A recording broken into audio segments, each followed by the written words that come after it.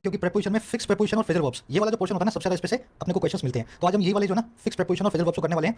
Questions आपके सामने हैं, मैं सभी को एंकरेज करूंगा पहले क्वेश्चंस को एक ट्राई दे, फिर मैं रूल के साथ आपको करवाता जाऊंगा, है ना। 12 रूल हम ऑलरेडी कर चुके हैं पिछले 2 पार्ट्स में, 13 नंबर रूल से हम शुरू करने वाले हैं आज। चलो आ जाओ, तीनों क्वेश्चन में क्या करना है, आपको डिफर के बाद में विद और फ्रॉम, डिफर के बाद में विद और फ्रॉम, डिफर के बाद में विद और फ्रॉम, इनमें से एक को चूज करना है। अब इसका एक सिंपल सा फॉर्मूला है। फॉर्मूला क्या कहता है, डिफर विद का मतलब है किसी से असहमत होना, किसी से डिसएग्रीमेंट में होना, है ना। उसने आपको बोला ऐसे करना है, आपको लग रहा है ऐसे नहीं करना चाहिए, तो डिफर विद होंगे आप। और डिफर फ्रॉम का मतलब होता है किसी से अलग होना, जैसे वो है काला, आप है गोरे, वो है लंबा, आप है नाटे, वो है ईमानदार, आप है बेईमान। समझ रहे हो मेरी बात को। अगर आपके स्वभाव में फर्क हो तब आप डिफर फ्रॉम करेंगे। अगर कोई चीज किसी दूसरी चीज से असहमत हो कोई इंसान, तो डिफर विद करेगा।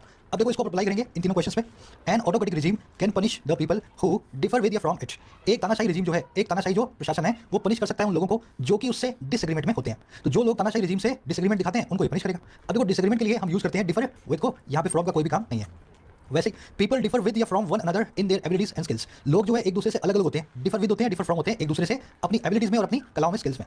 अब देखो यहाँ पे डिसएग्रीमेंट की बात नहीं हो रही, लोगों के असहमति की बात नहीं हो रही, लोगों के अलग अलग होने की बात हो रही है। समझ गए ना। अगर डिफरेंट होने की बात हो रही है तो आप चूज करेंगे बिंदास किसको, डिफर फ्रॉम को। तीसरा देख लो, the two man always differed with या डिफर्ड फ्रॉम ईच अदर। यहाँ पे दोनों सही होंगे।